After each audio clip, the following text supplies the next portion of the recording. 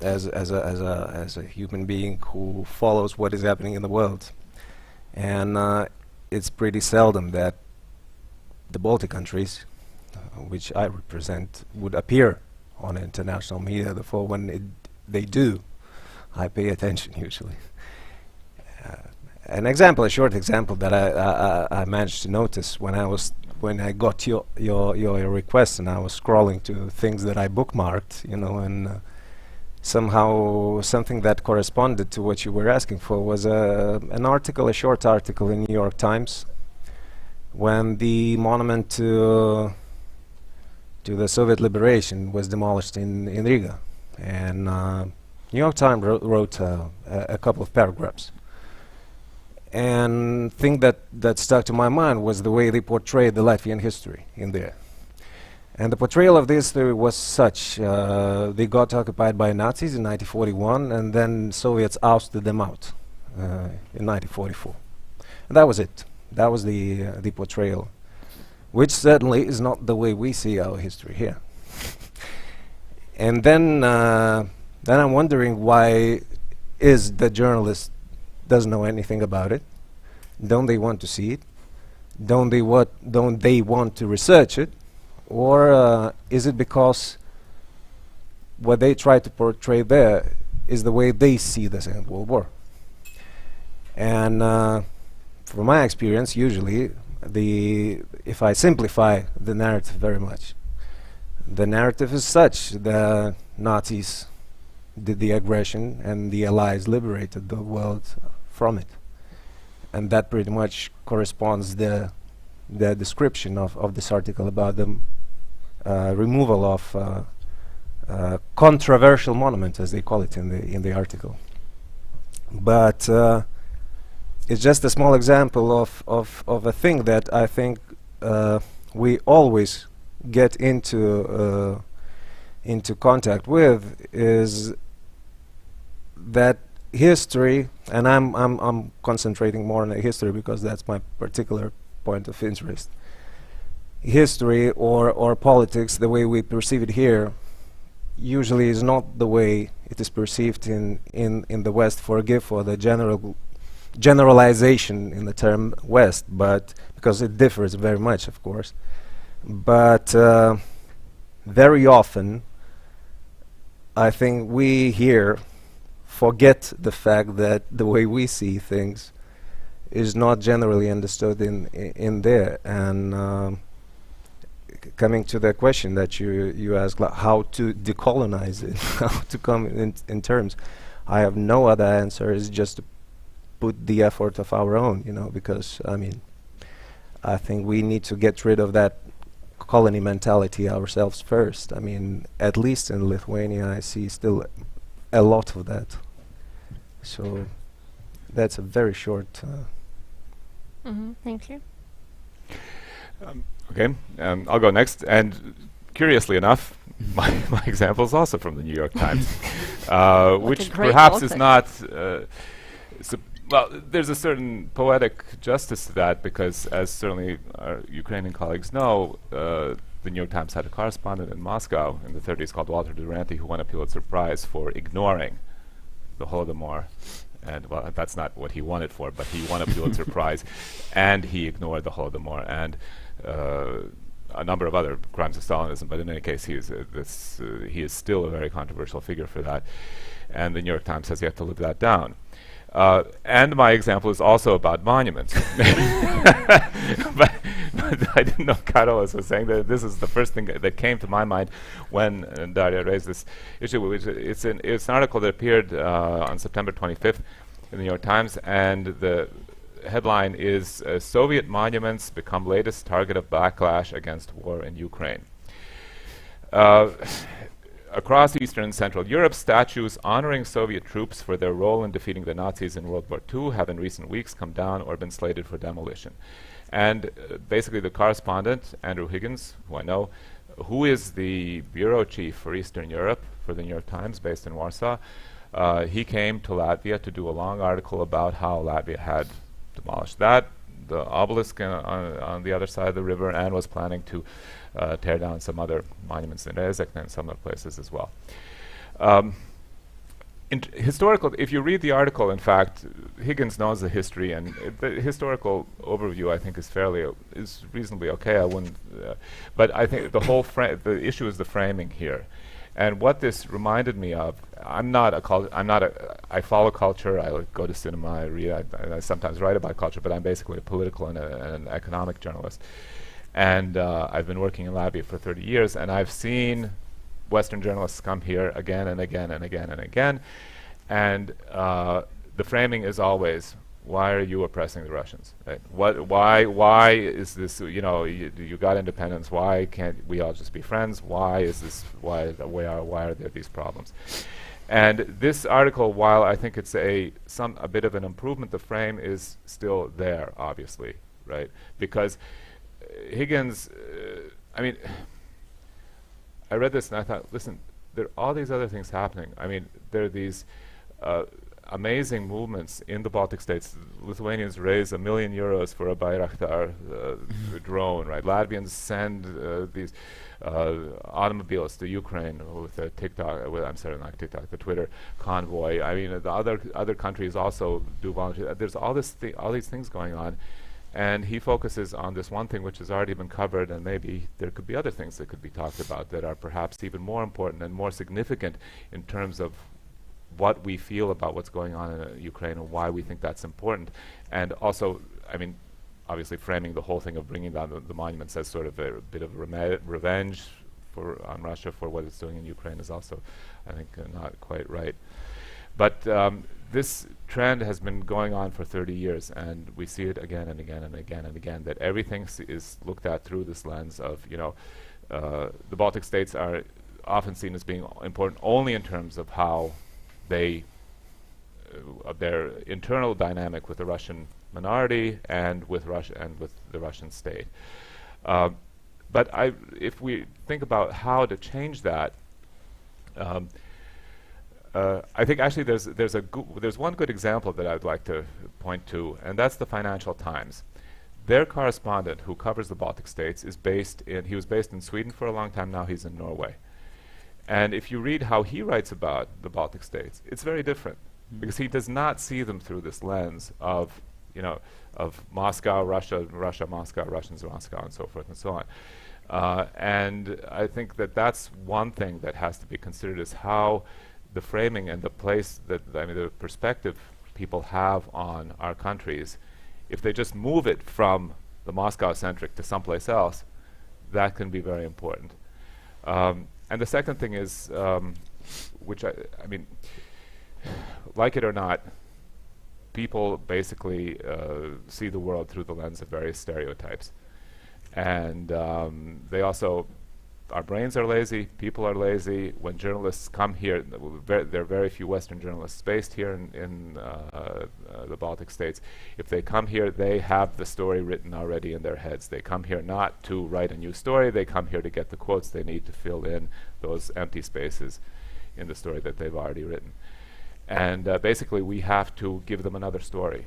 We have to give them something else to fill in the blanks on. Latvians always are a bit, we always look to the Estonians and say, oh, the Estonians did this and did this and that, did that. But I think one thing that Estonia has been reasonably successful at is in really trying to change that narrative with the whole Skype, IT, startup community in Tallinn and so forth. It's created a whole raft of stories about Estonia that don't mention relations with Russia at all, right? Which I think is a very positive development for them, and I wish Latvia could come up with something similar, because it would really be helpful. So that's my contribution. Hi everyone. Yeah, I'm a bit surprised that I'm here. I just wanted to point out that I haven't been also a part of a all-male panel in a while, and there are quite a few authors of our magazine that are well educated on the post-colonial critique, and they should be here instead of me. But I looked for an example from the Western media, but an example from Latvian media was the one that came to my mind, which was also actually pointed out by Latvian art critique Santa Hirša recently regarding art territory. It's a online magazine, media outlet that publishes things on contemporary art mostly. And they had an article recently reviewing Contemporary Art Festival Survival Kit number 13, and their author wrote, it's just an excerpt from the review regarding one of the works, and it goes like this. The British collective forensic architecture comment on the shelling of Kyiv landmarks, symbolically representing freedom that was recovered in the victorious fight with fascism. Their destruction means erasing memories of Russian and Ukrainian history, memories of shared grief and of unity in the fight against fascism. And yeah, what I'd like to point out is that in the Latvian media scene, I think we have more than enough problems with the whole subject itself. And as I can only agree that there's this lack of our own strong message about our own identity, and not enough, I'd say, strong publications regarding the subject to sort of bring our own position into this field into the light. And the reasons for that, I think, are pretty complicated, but one of them is that the scene of the media, especially regarding the culture field, is pretty weak. It's on the situation with the finance is bad, and the people writing for the media are often overworked and underpaid. And I think one of the ways to also address this problem is to strengthen the media field in general. And that's one thing that I can say this almost in every discussion regarding media, but in this particular topic as well. Thanks. Oh, so I'm the next. I'm the last. Actually, I can say that I know what I'm doing here also, but because my field of expertise is kind of narrow. I'm a film critic and I'm kind of film programmer. So, and I would like to address not media coverage of some, for example, on Ukraine, but I want to address actually a statement, public act communication, I should say, I should call it. It was one of the statements by major film festivals that were released after the full-scale invasion began, and it was by Berlin film festivals. Actually, many major, especially major film festivals, released their statements that had two parts. One of them was solidarity with Ukraine and standing with Ukraine, and that part actually didn't have any practical outcome, let's say, because it was statements of solidarity. It was understood that Ukrainian cinema will be in spotlight this year simply because of human interest. But the second part was more interesting and more practical, and it was about accepting or not accepting Russian films. And it was, in some way, it was response, because when the war began, and I was part of that process, Ukrainian film community, it was response to outcry of Ukrainian film community to boycott, to ban Russian films from major film festivals. For me personally, it was all about the money, because of economical, let's say, aspect, not because of art aspect. And in response to that, I think many major festivals wrote this part of statement, let's say. Maybe I've read them all, and one of my many of them said we will not accept official Russian delegation, but we will accept those films and those filmmakers that we see as resistant to Putin's regime, to as we see him like dissidents. Yeah. And one of my favorite actually was Locarno Festival, that they said something like, we will accept whomever we like because we want to sharpen our critical gaze. But I want to address actually Berlin Festival, and it is actually very beautiful thing that you said about filling the slots and quotes, because I want to address of example of some sort of not lazy writing but almost automatical writing, you know, because these statements are common words and they were written hastily, and people, I think, have said what they thought, and that is actually I want to quote. The Berlinale has developed into a setting for intercultural encounters and a platform for critical discussion of current or historical world events. Art and culture are key elements of democratic societies, and film festivals are places where artists from all over the world, regardless of their country, can showcase their work and enter it into dialogue. It is only in open creative spaces for reflection that film culture can continue to develop.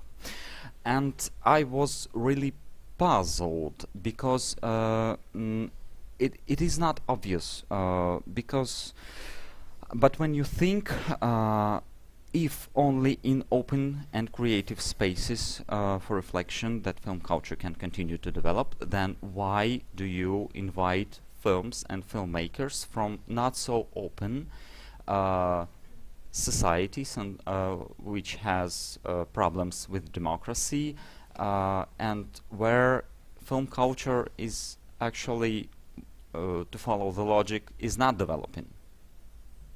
You know, that's kind of paradox.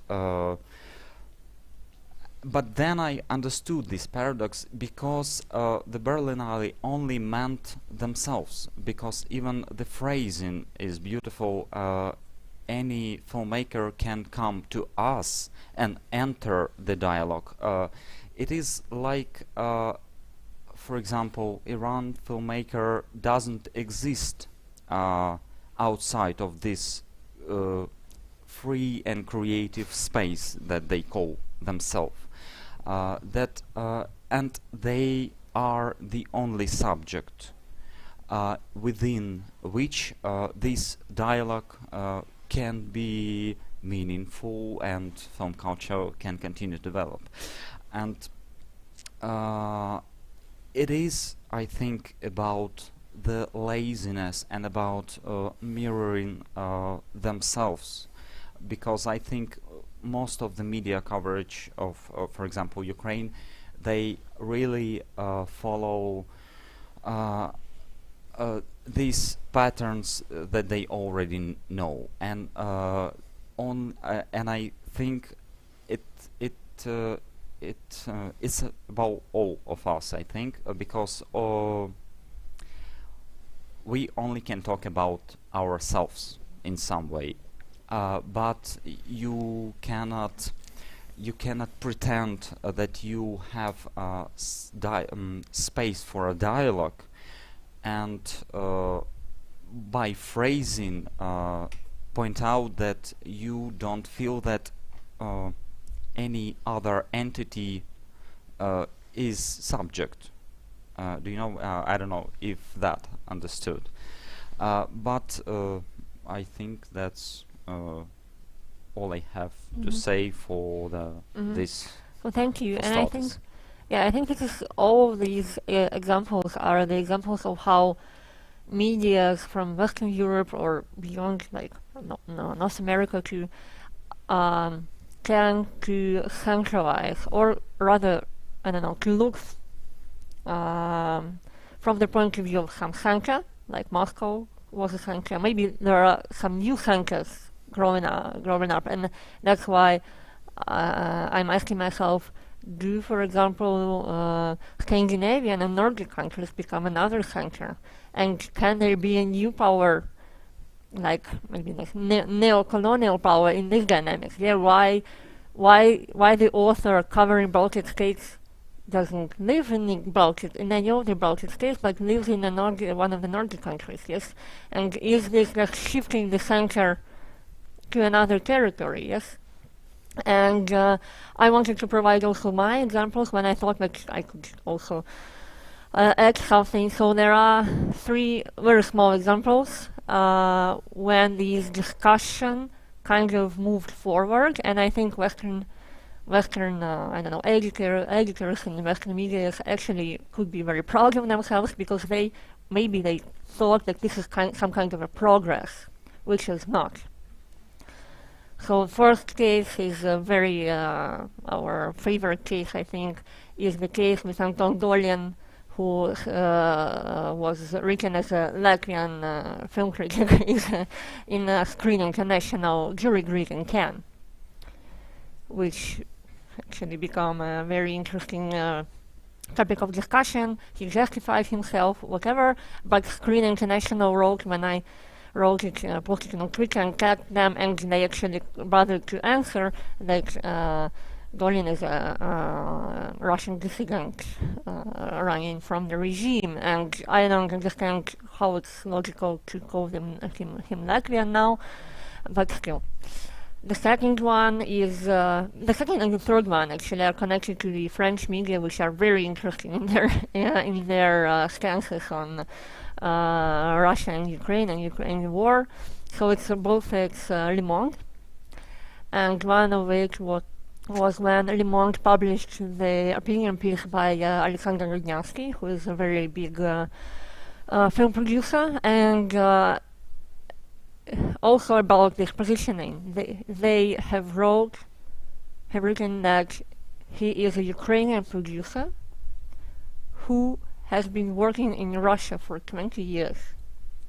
So I wonder if there is any French producer who can call himself a French producer, investing all his resources, all his money, all his, I don't know, intellectual resources into another country's industry. Depardieu. Steven Seagal, yeah. Yes, but yeah, maybe Depardieu is like sacred cow for French. But this is actually a very ridiculous thing, because Rudnyansky didn't invest anything in Ukrainian cinema for 20 years. He didn't. Now he came back because either he sensed that this is the time for his homecoming, either he understands that this is Titanic and he doesn't want to deal with it anymore in the Russian film industry and the Russian state and anything. Or maybe he's actually very sorry. I don't know. It's like very different things. And the third one is also Le Monde. It's a recent one when they put, I think, well, for me it was kind of unsurprising, but when I saw it, and oh my god, okay, again. Well, we published, so there was an interview with Sergei Voznitsa in Le Monde. Brilliant piece of something, with the great questions actually from the where the journalist actually shows much more sensitivity to the topic than Voznitsa, who tries to be like the main Ukrainian voice in international arena now. And I arranged and I asked a friend of mine who is a historian to write some kind of an answer to this interview, because Voznitsa claimed, and it was like put on the title, that Ukrainian historians have not been doing their job for 30 years, which is not true, simply speaking. And I thought that maybe it is a good idea to suggest Le Monde to publish some kind of an answer from a Ukrainian historian who actually was working. And with this, it was a very it's a long process with no answer, so it's kind of another topic. And then They published it in the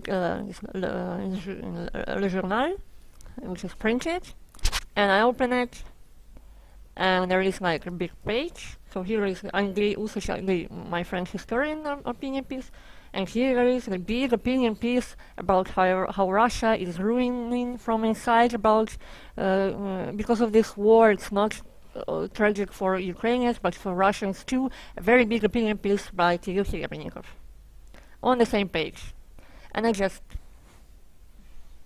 okay. We'll we'll deal with it later. So it's kind of they kind of make this space for Ukrainian voices, something, but then it's also they fail to decentralize themselves anyway.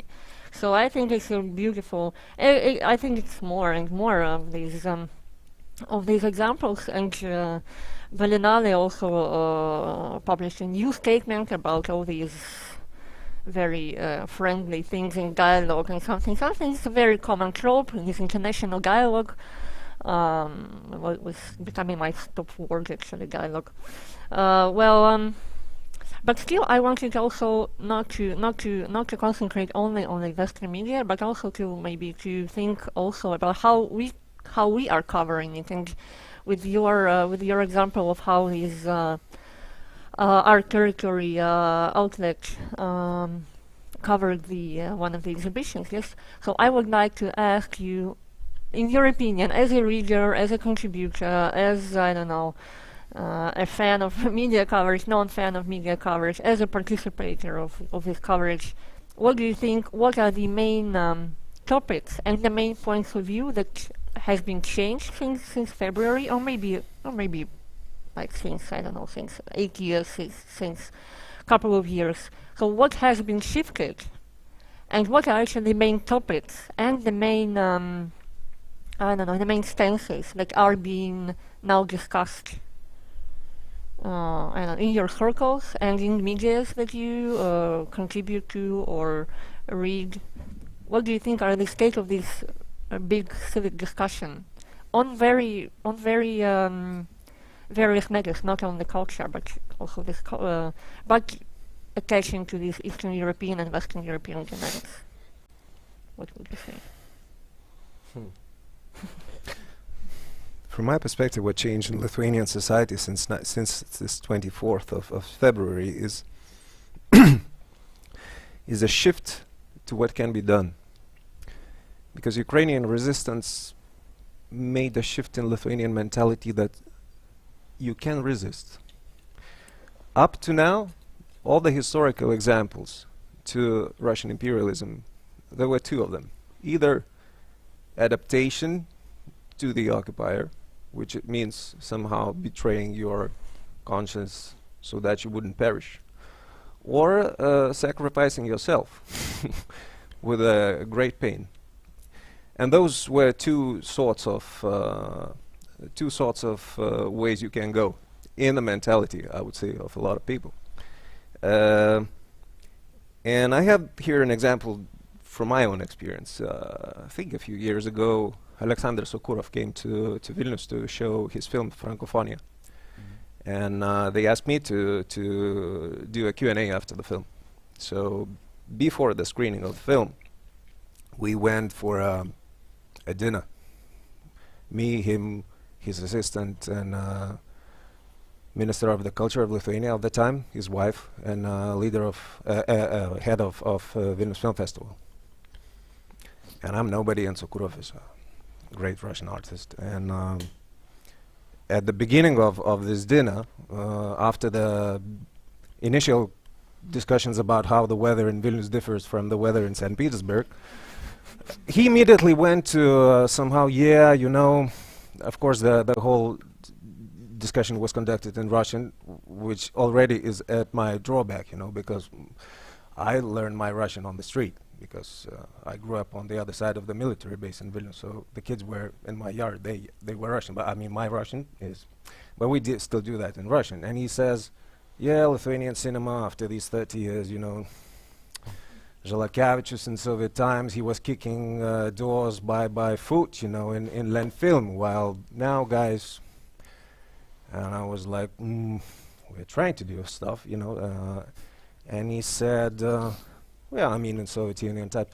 And I said, somehow, you know, it kicked my pride. And I said, well, we didn't want to be in the Soviet Union. And he said, you didn't? I said, no. And he said, well, Finns didn't, so they fought. Oh, you didn't fight, right? Did you do the military service, he asked me. Up to those two questions, I didn't have a positive answer. Both of them were no. And after that, there was a screening. The discussion continued, and you know, always after the screening, you have this Francophone. If you have seen the film, it's about how the French society reacts to the Nazi occupation.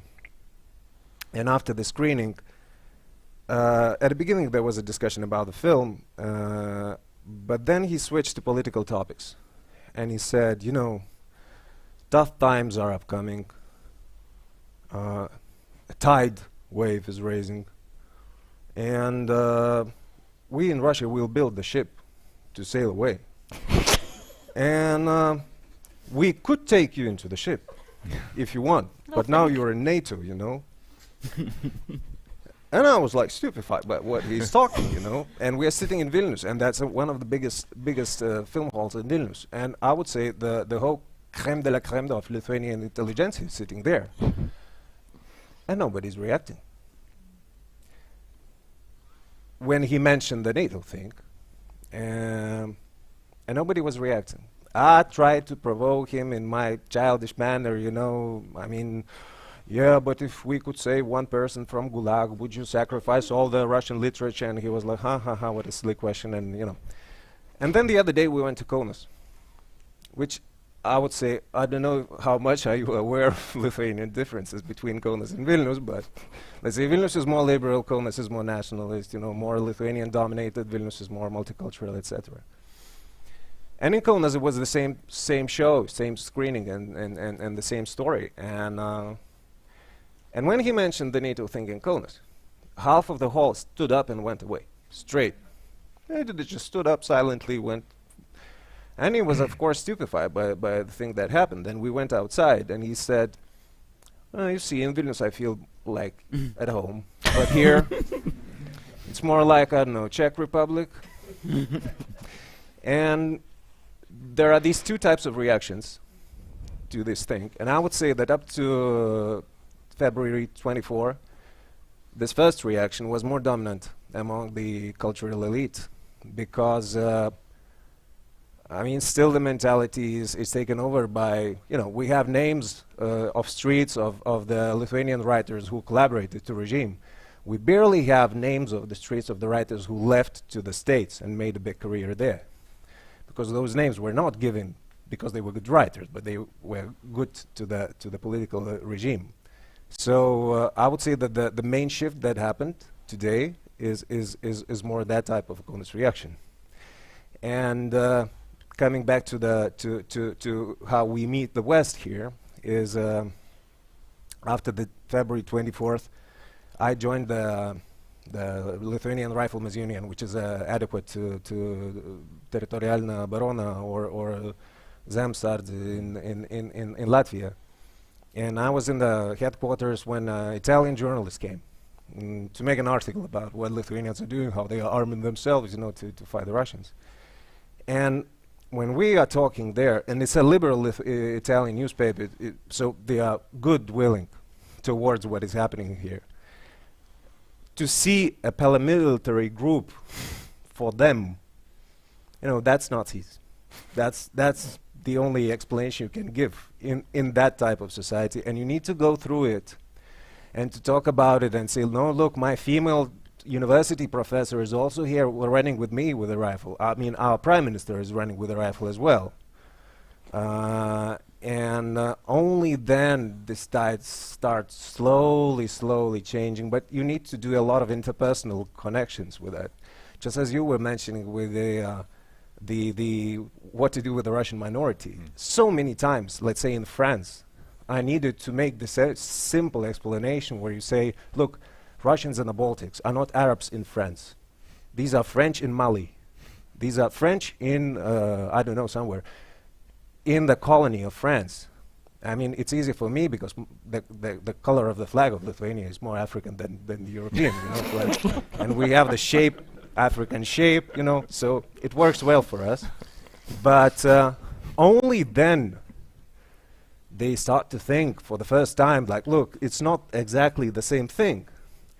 But when we, as Eastern Europeans, want to mingle into that crowd, we tend to adapt to the narrative which already exists there, instead of saying, look, maybe we can propose a different one, you know, because in here, because people tend to compare things only from the superficial form, not the real content, you know. So sometimes I think the most effective things are these interpersonal discussions, like mine with that journalist or somebody in the film festival, when you say, look, it's a bit nuanced. Yeah. And do these topics, for example, of well, this is a big actually issue everywhere. I think now, in maybe not like in Eastern Europe, of renaming the streets. Do the Lithuanian media write about it? Is this a topic, and what do they write about it in the context of this shift of a narrative? If we talk about the renaming the streets in Lithuania or in general in Europe. Lithuania. Yeah, they do write about that, of course. So there is a discussion. Yeah, there's always a big discussion about that, of course, because I mean, there's not much to write about in Lithuania. Not much is happening. Okay. Whatever small scandal is like suddenly, but certainly, I mean, these are the topics that are never ongoing. One of the recent topics was the removal of the statue of Cvirka. I don't know if you know the writer. He was one of the guys who went to bring the sun back from Moscow in 1940s, although not a bad writer. And the never-ending discussion is that whether the statue was built for him because he is a good writer, or whether because he brought the sun from Moscow, which is a second answer, obviously. But of course, that's a huge topic all the time. Thanks. Okay. No, after Karolis' excellent intervention, I really don't know where to go on from that. Because, well, maybe I'll talk a little bit about writers, because I think that this is, and street names, because I think that's actually a very interesting topic in Latvia. I think what we're seeing, and in general, more broadly also, other cultural figures, because so many of the beloved, revered cultural figures have a relationship, often a very strong one, with the Soviet regime. And if you go outside here and go just to the park, sort of diagonally across from the Russian embassy, and you see all the support for Ukraine, and then you go a little further and you see a statue of a very big man. I think that's probably the biggest monument to a person in Riga. And that person is Andrejs Upītis, who was a fierce supporter of the communist regime. Wrote the book that all Latvian high school students were forced to read, some to their pleasure, most not so much, called The Green Earth, while he was in exile in the Soviet Union in 1940. Well, he had fled the Nazis and was in 1942 he was in the Soviet Union, and that's where he wrote this book. And there was an argument going on back and forth. I'm not really sure how it was resolved, but he's from Skriveri, which is a town to the east of Riga, and there was a street named after him, and and there was a big discussion about whether that name should be renamed. But with all the Soviet monuments coming down, nobody has talked about taking that statue down. Although, I mean, this guy, if you read the memoirs of other authors active at the time, he was the pillar of the Soviet literary establishment in Latvia in the 1940s and the 1950s up until his death. He's not alone. I mean, we have people like Raimons Pauls, who refuses to say anything about the war. Right? He says, "Don't ask me about the war." Nobody seems to mind. Or nobody says anything about that in any case. I may get angry tweets and criticism on Facebook for mentioning this, but next year Latvia is going to have its big song festival. Every 5 years we have a big song festival. Will the songs of Raimons Pauls and of Imants Kalniņš, who has expressed his support for Putin, be sung at the song festival next year? I think it's a big question, right? And so on the one hand, what we see is we see a lot of people joining the Home Guard. We see, the general support. We see a lot of people with flag. You see the flags all over and stuff. So at that level, yes, huge support for Ukraine. I think our positioning is very strong. But when you have to get into the personal relationships and also all the ties that go back to the past and so forth, we're not really that far. We haven't really progressed that far with that, I think, and I think there's still a lot of unresolved questions there. We only changed the name of one street. Yeah. Right. For the Opita Street, I actually, yeah, that's yeah. And also, there's a discussion in Parliament about changing street names, because there are a lot of street names that are named after Soviet academics and so forth. And there's some that are pretty easy. Keldysh Street, for instance, that's gone, right? That's not going to be around anymore. But then you get down the list, and the proposed legislation in Parliament has been put on hold because there are so many sort of border sort of these borderline cases that nobody could really figure out what to do with them. So yeah. The question was about what is the main topic of the discussion now? Yeah. Well, it's a bit tricky. In the beginning of October, we had the elections, the parliamentary elections, and I think it might be a stepping stone to the subject that the war obviously shook up the way we see ourselves, and Latvians realized that we are also, of course, in danger in this situation. So, as regarding the possibility that Latvia would be the next country for Russia to go to, if it would come to that.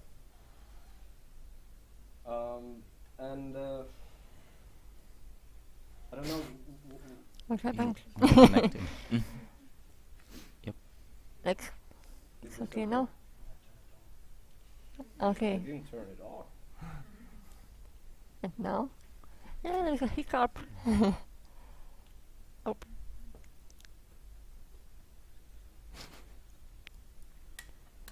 Bateria здесь. Okay.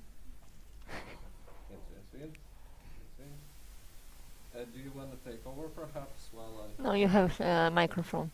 One moment. Where was I? I was nowhere at it.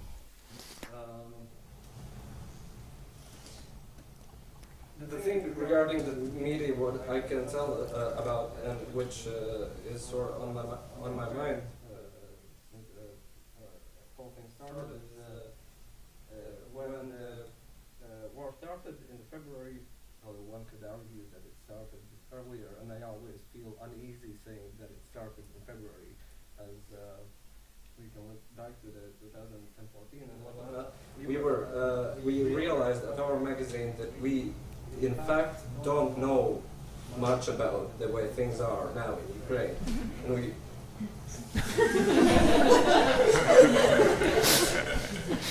It happens. Like, now it's okay. Okay, and can you hear me now? Yeah? Is it all good? I hope so. One more. Give us a signal if it's okay. Did it? This? No, I don't think. Okay, I think we can proceed.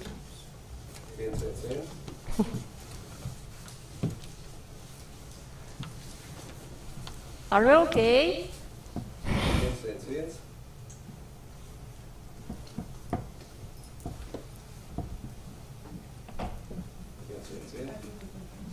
Yeah, let's continue. If not, if anything, they will. Okay, it's okay. Yeah. It's okay. So, where was I? Like you didn't know much about the current situation in Ukraine. Yeah, and what we did, we were trying to get any reports any updates on the situation from Ukrainians and in Ukraine.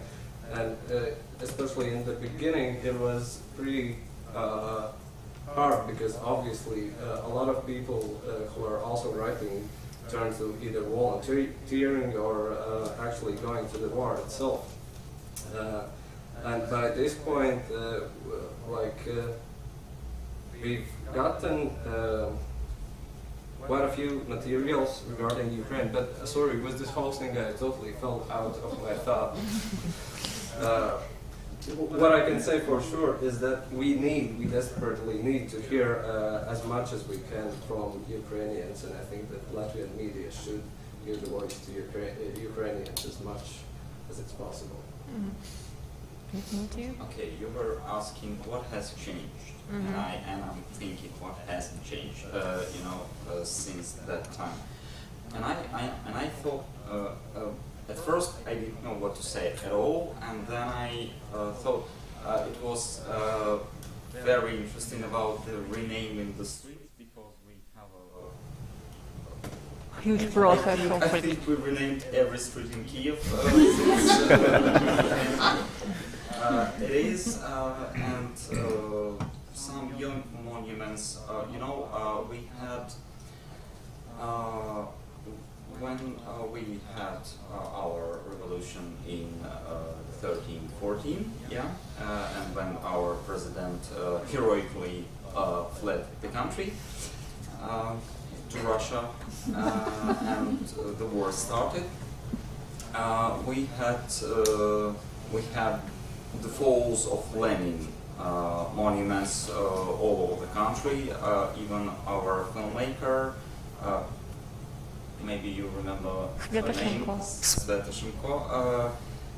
she made a film that was called Leninopad. It's a fall, it's a Lenin fall, it's some kind of like rainfall, but Lenin fall,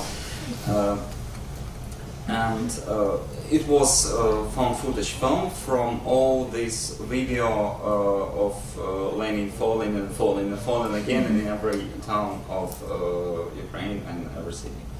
The first one to go was Lenin in the center of Kyiv. Actually, a beautiful monument, but it had to go. And now we finishing with all that left, and some bronze bust by Pushkin was taking a guy with a hammer. I don't think it's right. I think it should go with a I think it should have made with the city council, and they should have made. So I think some people are overdoing it now, and what has changed? I think in Ukraine, from a Western point of view, we gain subjectivity, and I think it was about. It is all. You've said that Serebrennikov had larger space, and Loznica had a larger space, and our Ukrainian history had a tiny, little space where. No, we have not people on the same page. And I think it is about being more known. It is all about some sort of media circus. And it is very interesting that our president is kind of showman. And attached to this whole situation, I think he has shown this great showmanship. And through this, somehow, we are entertaining the whole world. With all these other things that is going on, and through that somehow we gain in subjectivity, because we do things no one can predict. Because it was, I think, in August or September when we said, we've submitted to NATO. and you say what?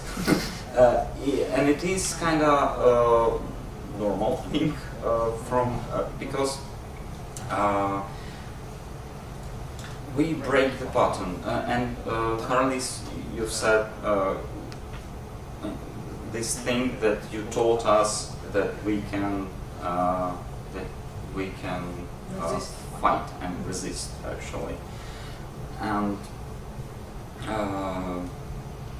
I think I'm finished for now, but I just wanted to pick up on what you said about the necessity to create direct contacts, because it's at Diana and also at IR we try very hard. I just wanted to share my experience about that, because it's not always that easy, and there's a reason why we see everything through a New York or a London lens, because it's much easier and cheaper to buy these, press agency, access to press agencies that can only be really financed at these large centers, and they obviously present everything through that point of view. And so you take a story from, I don't know, the Associated Press or Reuters or whatever, and it's written through that point of view. Everything, the world is seen from London or New York, and I think a lot of people probably know more about what's happening in New York than they know about in Riga, than they know about what's happening in Vilnius, or they know about what's happening in Tallinn. It's certainly true, right? I mean, we probably, New York politics is probably more familiar to people here than Vilnius politics is, and at the publications I've worked at, we've always seen this as a problem and tried to overcome it, and it's obviously not that easy. At the newspaper I worked for, Diana, we always had correspondents both in Vilnius and in Tallinn throughout the whole time I was there, which was expensive, but we thought it was worth it. I think we were the only media in the Baltic states that did that, right? And we consistently tried to cover what was going on. With people who were locals there, because it would be just too expensive for us to pay for a Latvian journalist to live in Vilnius. We tried to hire somebody there, but it wasn't that easy. And the further you go, the harder it becomes. Also, because if you get somebody on the spot to write for you, then they don't know what the context is in Latvia, how they should write, so people here will understand what they're saying and what's really going on. And so everything is like a spoke, right, to the hub, and if you try to go around, it's very difficult to jump from spoke to spoke and to get that through. But we have also now, every week since the beginning of the war, we have what we call Voices of the War, where we contact people in Ukraine, and our journalists talk to people in Ukraine about what's happening in their lives right now, and present that to the readers. And I think it's been I think it's something that people here read, and I think that's important. But again, it's very, very difficult. It's very difficult, and so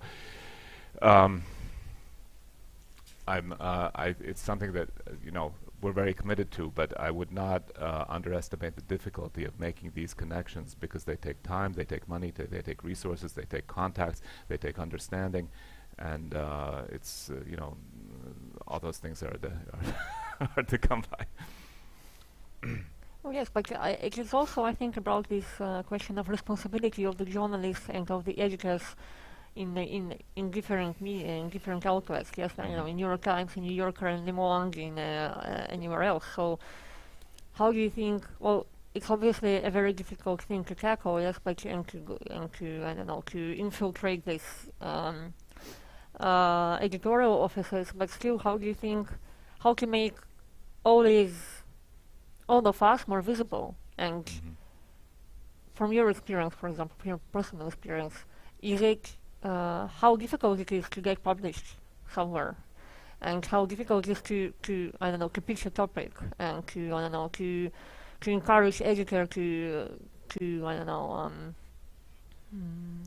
cover something that is not a disaster such as a war, because. I couldn't really speak to that, because I've never worked for one of those publications, so that's not something I could really talk about. Neither have I. yes, it's like what we are, for example, I'm trying to do now. Yes, it's like to pitch, and because of such an enormous attention to Ukraine, well, it's easier perhaps. I don't want to pay such a price to be on the pages of Le Monde. Yes, it's not okay.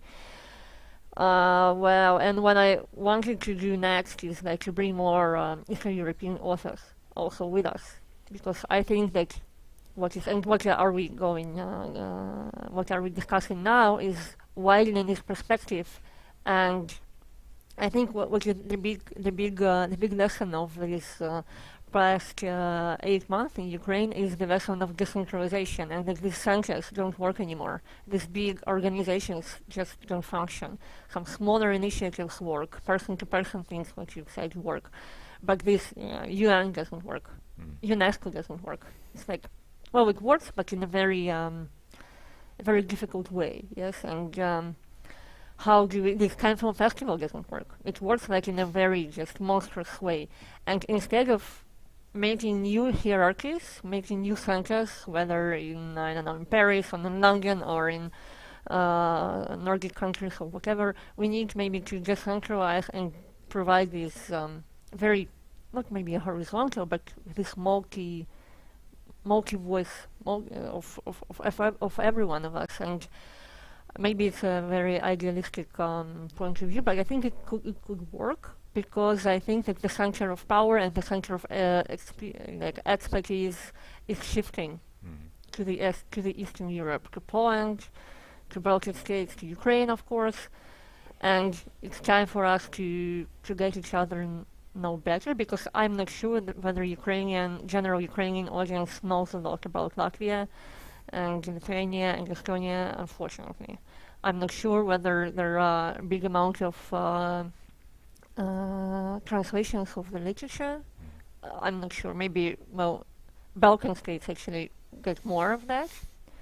Baltic states, I don't think so. That's in big amounts, but still Ukrainian book market is just like this. So it's, maybe it's not a representative thing to unfold, but still. So yeah, if maybe someone has a comment on or a question. Oh, you have, okay. And we are just, yes, and while you comment, is there a microphone? Yes, thanks. I think you've said some things that are contradictory, because one way is to infiltrate, you know, some, like our people going into and start to work in France, to write into Le Monde, and their perspective is different. So Le Monde is becoming different. Yeah? So it was like, I think, and that could be done, of course, through interpersonal connections, through this forced relocation or immigrant relocation, yeah, and this heightened attention to Ukraine, to Ukrainian writers, to Ukrainian journalists. They get opportunities to sometimes get the jobs. So one is infiltration. The other is to create these substitute institutions, like more horizontally oriented. In that one, I actually don't believe. I'm quite pessimistic about horizontal structures in general. I mean, all over the world, because humans, I think, it is about human-centric, because everybody thinks of himself, and that somehow turns things into monstrous vertical structures, and to greater institutions. So I think to break that pattern is maybe actually impossible, because you have to change this particular product of history and culture that is called human being now. But in infiltration, I maybe can believe, and I believe that personal these little things are actually good matter. Yeah. And I pass the word to you.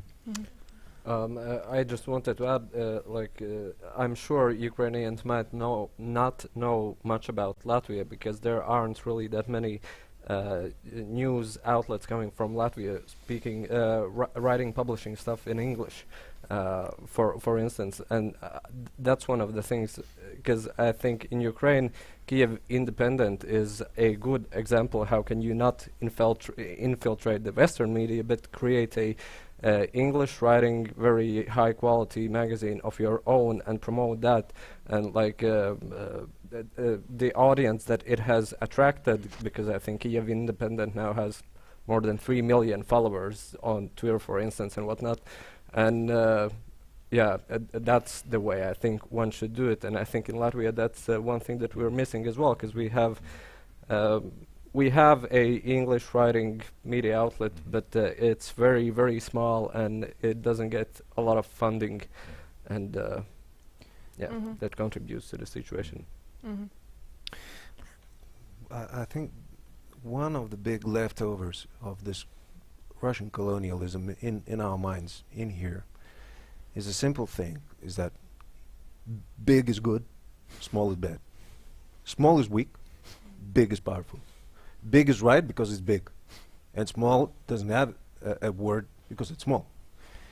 I had a short period in my life when I lived in Iceland, and there's this Icelandic newspaper for diaspora, for English-speaking people in Reykjavik. It's called Reykjavik Grapevine. And it was a period of economical crisis, I think 2008, when when the bankers went back to the fishermen ships, and they had Harley Davidsons but had no fuel to fill them in. It was still not that bad to sell the Harley Davidsons, but not much money on fuel to drive them in. So they would stand in the main central streets of Reykjavik. I'm joking, no such picture. But I remember well, there was, I think the third page was devoted to the letters of readers to the editor of the newspaper. And as Americans and Canadians consist a big chunk of tourists in Iceland, there were a lot of letters like, is it okay, because they've seen on the news that Icelanders were for the first time in their life protesting in front of Althingi, even throwing stones into the smashing stones of the Althingi, and Americans were writing, is it okay to come? Is it safe in Reykjavik? And I remember the answer of the editor to this. He said, polar bears are on the central streets of Reykjavik, and we have no more electricity. It's always dark, and if that would be Lithuania, we would have made a campaign about how safe it is. Please do come. And that comes out of, self-respect and some kind of a dignity that, if you think so, that's your own problem. Yes, Reykjavik is pretty much empty, this thing is rolling throughout the center, just like in American films when in the desert, but it's okay. It is like that. We are 300,000 people, so that's okay to be small. And from this comes a different thing that, for example, when I was working in Lithuanian television, and would have a program devoted to foreign affairs weekly. So every Wednesday would have an editorial meeting of what should be the topics for Saturday, for the program, for Sunday. And whenever I would pitch something, maybe we should do the story from Albania or Chile or Peru or something, who cares about Peru in Lithuania, Let's make America or Russia. That's basically, you are reflecting exactly this perspective that is being reflected on you, instead of doing these things. You want to be respected as a small one, do show respect for the other small ones. But Albania and Lithuania, no, we're not going to talk about that. And slowly, I think when I say there is a part of our responsibility in that, is that we don't show the behavior we would like to receive especially from the bigger countries, because there is a big difference of how a bigger country exists and a smaller country. Like I met plenty of French or Germans who have never had any kind of existential scare about the country disappearing from the surface of the map. Like what, France? They don't even think about that. While we think about it since, I don't know, since, the stories of your father, of your grandfather, of your great-grandfather, we appear and disappear, we appear and disappear. That's has been the Baltic history. And therefore, I think this scare to be small and desire to be bigger, it kind of ruins this kind of horizontal unity, if we may say so, because now what appears again after this 24th of February, I think it's unprecedented unity, Eastern European Union, probably in a face of what's out there in the East. Yeah, and actually this discussion about this big and small is also very not popular, but it's present in Ukraine, because Ukraine being big country, yes, but it's not an imperial country, so it's big like by the territory, but we have never been a colonizing country. We might have beneficiated, so like everyone in Eastern Europe, it's a very difficult dynamics between all the groups, yes, and we are all type of things at the same time. But still, we have this big notion. Okay, let's do this big museum of contemporary art. This is a big discussion. Like, we need a museum of contemporary, and everything fails. And this is actually, I think, a natural state of things in Ukraine. Big projects fail. we should just give up. We should not build this big museum. I mean, like this museum, this colonial style, because museum is a very problematic institution in its core. So memorial in Babylon failed. This museum, now when there is a building of Holodomor, building is continuing the construction, and this is going to be like, I think, the first big commemoration site in 30 years, I think, built. It's very big. It's like gigantic. It's gigantic. It's very expensive. And they continue, and they make some bridge. They do. They have a project. It costs like tremendous. Yes, it will be visible from from the space. From the space, yeah. Yes.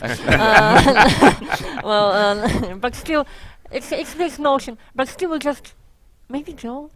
Well, well, maybe have some smaller. It's more productive, and I think this is also a lesson about this horizontal and about this how army is decentralized, how these volunteer chains are decentralized, and I think, and I hope so. This will be a very big lesson when the time will come to commemorate this war, because I'm not looking forward to these competitions of projects. I think it's a generational thing, maybe, and because these gigantic projects were up for a big task, are usually made by usually guys from who grew up in Soviet Union and who has this mindset. Let's make something big. Yeah. And go to space with it. Yeah, and we have actually quite nice, like really small things from maybe our younger generation. They don't see things like that, and they okay with making something small. Yeah, I hope so, and I think it will be very interesting to actually, our festival is kind of example of something small and quite unpretentious. I we hope say. so. Okay, yeah. Let's not judge ourselves. Yeah, let's not. Yeah. Does anyone have a comment or a question, or I don't know? You're gonna need a microphone actually, because the camera will pick up the sound. So no mic needed. So just please. Raise your hand and I will see, and something. Say something.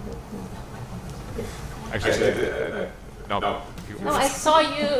Okay, sorry. But I can also say something. Blinded by the. I was actually, in terms of colonization, I was thinking about this sort of decentralization, and I was thinking about my children and where they get their information, because we're talking a lot about old media right now, newspapers, news agencies, and so forth and so on. But Twitter, yes, let's talk about Twitter.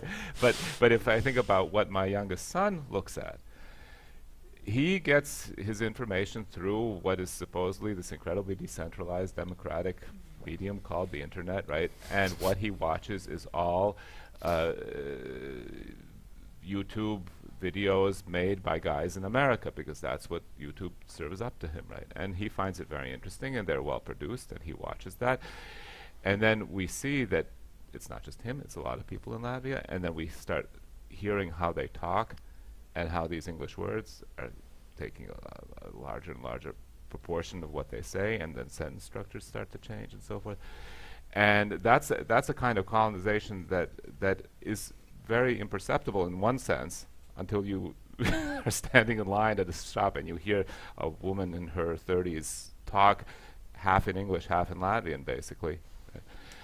And I find that very disturbing, and I'm not really sure how to counter that. I don't really have any answers to that, but I find it quite really quite disturbing, and also because my personal history, I know you may be able to tell from the way I speak English. I'm a Latvian who was born in America in a family. We spoke Latvian at home. I spoke Latvian before I spoke English, and my family was very insistent on the fact that we speak Latvian without intermixing English in it. I remember my grandmother, she had a talk with a friend, and her friend had said in Latvian that she was going to buy going to a store. No, look, I'm confusing. She was going to a store to buy, and she said in English, chicken. The rest was in Latvian. My grandmother, for a whole week, she couldn't let that go. She said, chicken. How could you say chicken? That's amazing. Why would she have to say chicken, right? And so, for me, this is an incredibly emotional and important thing. And then I see how children who are born and raised in Latvia, gone to Latvian schools, and they struggle to find words in Latvian for very many things, because their information comes through YouTube for a lot of the things that they learn, that they find out about the world. I'm not sure I have an answer for that, but I think that if we're thinking about colonization, I think this is an aspect that we really have to think about as well. I have a very quick comment. I think it's investing in local pop culture, which I don't think is necessarily always a priority, because again, like, you know, bigger films that make it to festivals are more fancy and make us look better than just making local pop culture in terms of series and like films. I agree with that, and also I'm thinking about it's such an interesting conversation about the politics of scale.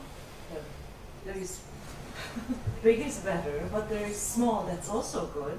Belgium, Switzerland, you know, very small places that contain multitudes and somehow make it work. But in this part of Europe, smallness also means isolation. It means that even though this region, the sub-region of the Baltics, has so much in common, obviously, even from an outsider it's obvious, the national is always primary. In terms of going forward and overcoming the equation of small with threatened and precarious, is there any chance of maybe a regional consciousness or culture beyond economic collaborations, which I assume exist? Is that a feasible future, you think, where the national would not be the primary, even though we all speak different languages, and where the small would be an add-on, but not necessarily a source of claustrophobia? Am I just being utopian? Do you understand?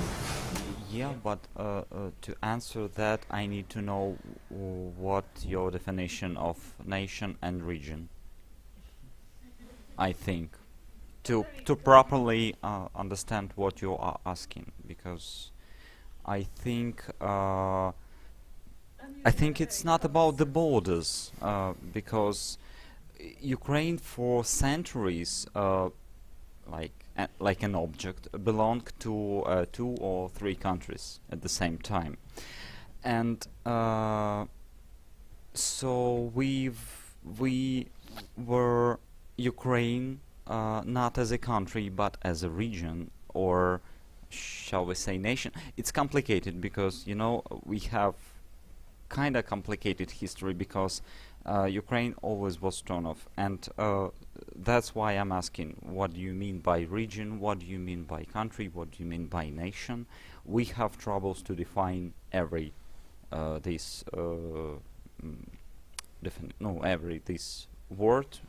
I think we may have different view on them. Well, I was thinking more specifically about the Baltics Mhm. as a Oh. region of 3 countries.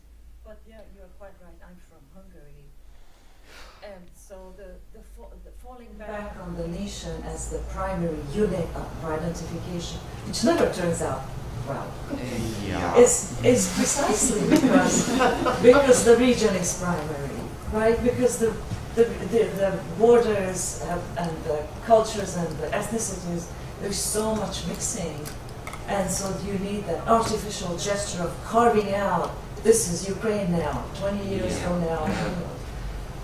So you're kind of making an argument for regional thinking, but I don't know where that starts. Maybe it starts with popular culture. Because I think it's I think in terms, you know, like brotherly nations, Ukrainian, Russian, Belarusian, which kind of was regional fantasy made by a historical Russian narrative, and, you know, Europe largely exists still in this narrative, as you can see by Nobel Peace Prize winners. and statement. Actually, not the winners, but the statement Oh, that okay, was I'm sorry. justified, yes, because I think And when I think of these union or regional priorities of Baltic states, I see this maybe as a problem, I don't know. And then I remember Baltoscandia, concept. I think Karolis knows much more about that than I do, because he made a film of the creator, about the creator of the concept, on this concept. So I think I'll pass the word and I'll listen. No, I mean, coming back to your question, I think how Eastern European nationalism wrought is that when at the beginning the nation, what is national is not treated for granted. So people strive for it, right? They strive for it. They finally get it. Like my father, for example, he was a head of a Lithuanian language commission for the Russians who were claiming for Lithuanian passports in 1990s, early 1990s. His colleague in Latvia was beaten to death for this job in 1990s. He himself would get constant threats from Russians who were claiming for citizenship, and I would pick up the phone myself at home, you know, and there would be Russian swear words at me and my father, only for doing this job, only for trying to make a Lithuanian national language, like a state language in 1992, 1993. The new generation takes all this for granted. 30 years passed. We live in it. And then slowly, just as it probably, I don't know, happens in Hungary, suddenly the greater Hungarian idea comes in. Or maybe just a chunk of that neighbor and chunk of that neighbor. You know, like suddenly it starts getting from defensive into a kind of already aggressive nationalism. If you contain that, I don't see anything problematic in it. Because if you ask if we can reject it, what comes instead? But there's also a problem in terms of the communicative space. I mean, if you can, Latvians actually know very little about what's happening in Lithuania. They know very little about what's happening in Estonia. I think they also don't know very much about what's happening in the Russian-speaking community in Latvia, because we live in different communicative spaces, and it's simply would not be practical for all Latvians to learn Estonian, so they would understand what's happening in Estonia, or learn Lithuanian to understand what's happening there. And if this isn't integrated in some way, then there's really no way to create a community that goes outside of that space within which you talk to other people, unless it were to happen in English or in Russian, and neither of those are really, I think, viable options. No, I understand the linguistic obstacle. Yeah, but it's fundamental. I mean, if you can't get into that community and talk to those people and hear what they're saying, unless you without a translator, then you will never really feel to yourself as to be a part of that community.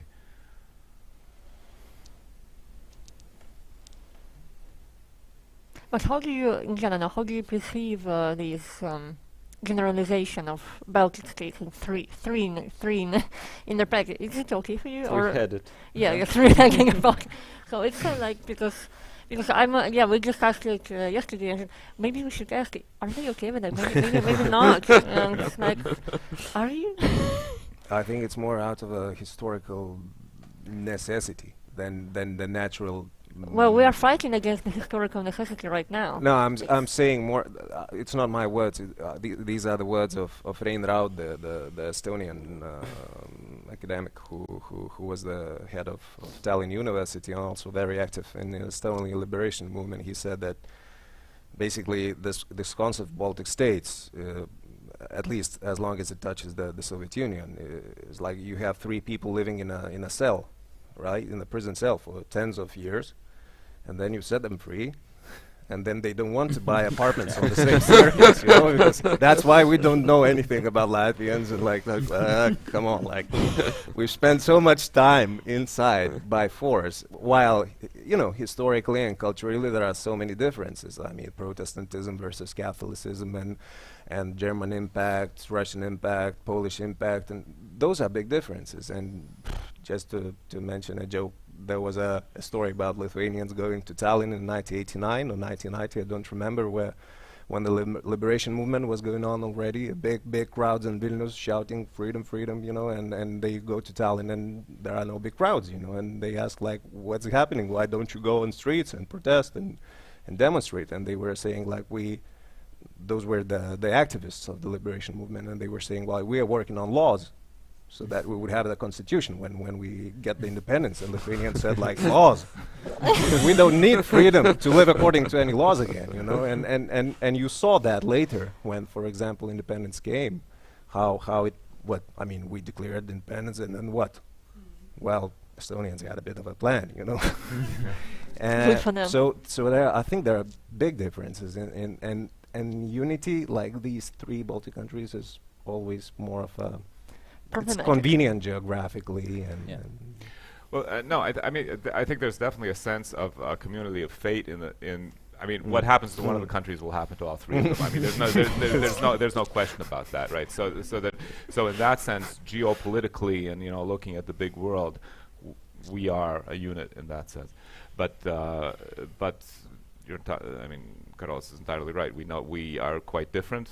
We don't know very much about each other, although there has been historically a lot of interaction. I'm proof of that. My last name, Raudseps, is an Estonian last name, actually. My grandfather's grandfather's grandfather moved from a small village in Estonia to Ainaži, which is on the border. And so, you know, I mean, so there are some ties, but yeah, but we're really quite we live in separate apartments now. Okay. One-room apartments. That's right, but the same communal heating and all sorts of other Yeah, I have a brief comment regarding the article at Art Territory. I think it was written by a kind of old-school art critic from Moscow, a Russian person with Russian background, so it unconsciously probably just slipped in. And it's interesting how it co-resides in this media alongside with interviews with Ukrainian artists and activists about like demolishing these narratives simultaneously. Yeah, I think there's a sort of unwritten law that you don't really do too many commenting on other magazines' editorial choices, but I don't understand a lot of their editorial choices. Well, it's also a big thing in Ukraine. You don't comment on each other choices, and then you can have an institute of reputation anymore. And just like, because no one comments anything, and just so it's always a question of balance, and about if we don't speak about something, is it because it's convenient? Is it because we have a privilege? Is it because of our ignorance? And it's always like this balance. Do we generalize? Well, in the Baltic states, in this, I don't know, post-Soviet territory and the brotherly nations, do we think of this as an entity because we are afraid of nationalism, which is completely different, has a completely different definition in, I think, in Latvia, Lithuania, Estonia, and Ukraine, and Poland, maybe not maybe in Poland, than in France. It's like two different words. And I think we should discuss it also. Because I think this is a very interesting, also could be a very interesting conversation about this. What is nationalism in different projects, in different countries? I think that often we still get the feeling that nationalism is used as a term regarding to ethnicity, although it could and should be used, I think, regarding like there's this constitutional nationalism. Yeah. And nation is a political entity, and a political and by choice, but not partly something else. Does anyone have something? Yeah, Barbara. I think it's also a lot about responsibility, taking responsibility and understanding the weight the word and the wording has. It's important, as Sergei pointed out, to be critical towards, statements. But it's, I listen to Paul's and I have the same feeling that for example, the younger Ukrainian, Russian generation, they criticize the old generation for being like idiot Soviets watching TV, monopolist opinion making, and we criticize our children who take all their information from YouTube and not trying to at least go back to the sources where information comes from. So it's the responsibility of making like really being teacher of yourself basically all the time, trying to understand where does this thing come from that I read or that I maybe even write. But I have experienced certain difficulties in writing for the last 7 months because it's so much depends on the context. And I'm not like you, Daria, trying to pitch to this big media, because at the moment I feel more necessity in my own personal context. So I write for film festivals, I write for catalogs, and I used to work as a film critic, so I did interviews and text for also publications in Germany. And we have, I think each country and maybe even each generation has their own kind of dialogue enemy or competitor who we are talking to. The German discursive context is very heterogeneous. And so I would never pinch some general national,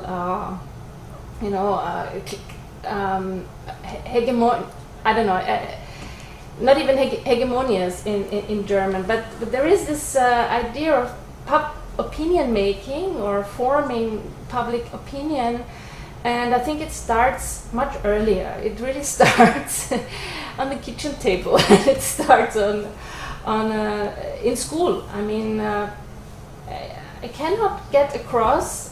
I'm a representative of Slavic studies in Germany at the biggest university in Germany, and I cannot make the teacher of my son understand certain differentiations in rhetorics and in wording concerning this Russian war against Ukraine. So it's a very frustrating but very demanding time, and I think responsibility is, for me at least, one of the key aspects. And I understand totally that a statement by a big festival can be perceived as laziness, and probably it is true in terms of, but it's a certain kind of laziness. It's not the laziness of somebody naive, but it's more, you can rely on the institutions. You kind of rely on the fact that you will exist, and it's like a lot what you said, that if the country is in danger of being erased from a map, you act and you understand your own existence differently from somebody who does not have this problem. But I think it's, so for me, like in a very Foucauldian way, it's really the question also of a status of being able to speak and being maybe heard, and that's why I'm much interested in these framings that you started talking about. But what I got from your first statement, Paul, is that it depends so much on one, also individual journalist, and to be a representative or spokesman of one paper, and then in the end it was about editorial conflicts. So where do you, if we speak about critical cultural journalism, or at least critical journalism, where do you see the key level of getting a more political grasp to this problem than only the personal perspective that I tried to line out a little bit? That's great. Well, I would agree with Sergei that I think it's important, if we want to change those institutions, to get people who have a different point of view into those institutions. Because if I look, again, my personal experience of Western journalists coming here, sometimes it's their own idea. More often than not, it's not. An editor tells them, oh, you have to go to Latvia to write about this. And as a journalist I spoke to, news is whatever an editor decides is news, right? So they come here and they write the story the editor wants them to write. The Western after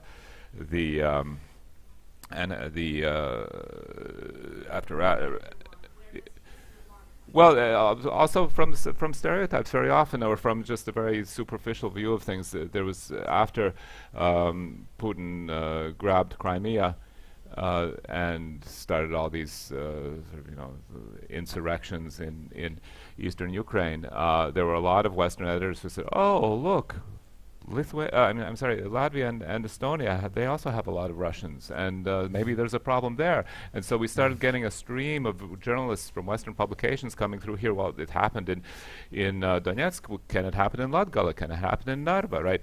And all the stories were exactly the same, because they started off with this thing, there's a war started in eastern Ukraine because there were a lot of Russians there. There are a lot of Russians in eastern, fill in the blank, Estonia or Latvia. Could it happen here? And the stories were always, they would start off with this parallel that somebody had noticed in New York or in London. Then they would continue with some experts who would say, oh yes, we have to be very careful. And then they would have the journalists go out on the streets and talk to people who were all shrugging their shoulders, says, no, there's nothing like that going on here, right? Right. And you could just follow them one after the other, right? It was just so obvious. It was some guy in New York who said, oh, this is a story, right? So I think you have to have people there in the editorial offices saying, well, it's maybe not really quite like that. Yeah, people responsible for the for the regional coverage, or maybe also readers. I don't know, if you know some editor and who published some bullshit articles, so maybe we can address this, because I think that some editors maybe. Oh, I think that may have been a thing, because as a journalist, I also tend maybe to think that way. Like, writing is, you write for writing, because sometimes maybe when you have all these privileges, you have the accreditations, you have these work travels, and something you have these all the beautiful things that you've got being a journalist.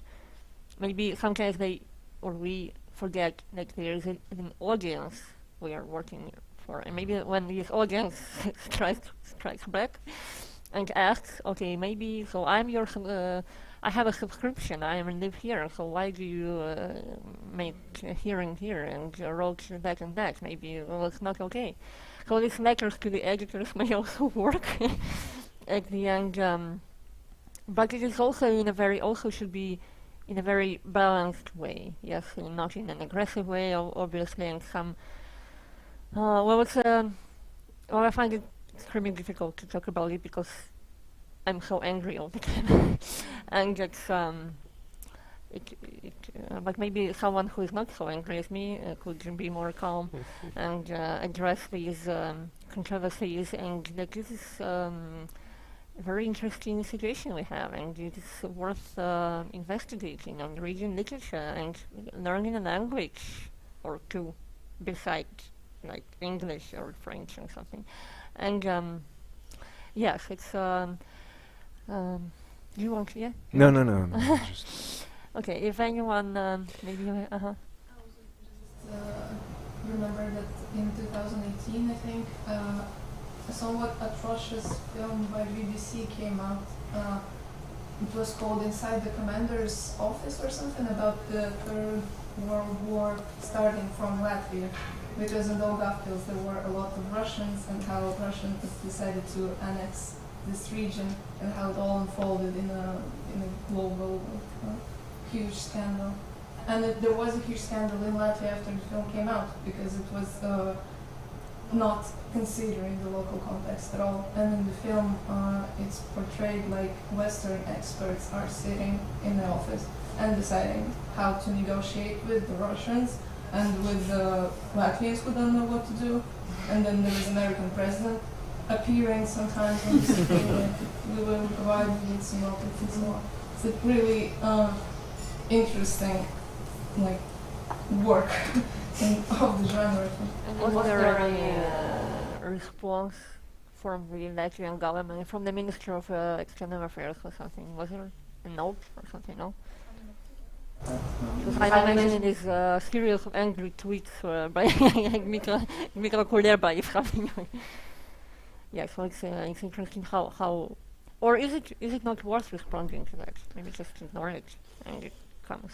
I think response at general is very important, because there is no responsibility of writer or filmmaker or someone if no one's responding, because who to define, who to respond to this work, and responsibility is always dialogue thing, because you can't be responsible for anything if everybody's just keeps silence. Yeah. So it's always dialogue thing, and letters to editorial, yeah, maybe sometimes can change things.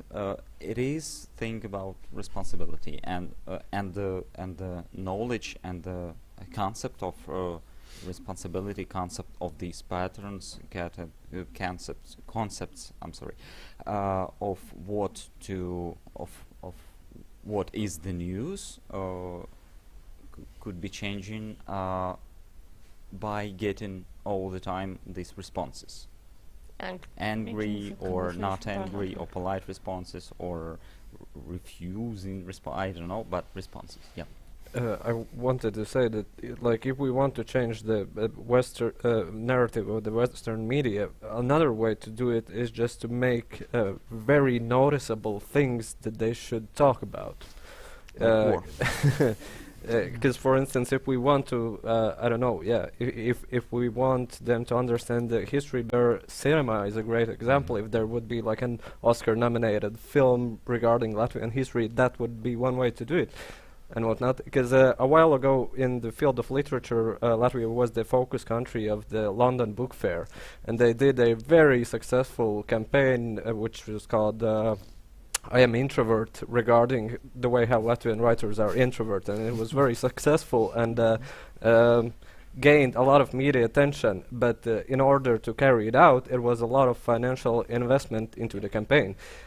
Which brings me to the point that field of culture is also a matter of national security, and countries should invest in their safety through this as well. Yeah, it's a cultural diplomacy, which is also a part of national security and international affairs. Okay, I think that we can end up here, because it's a beautiful statement for a final for arranging the public discussion. And I thank you for participation and for the answers and for the statements. And thank you for listening, for being here. Thank you.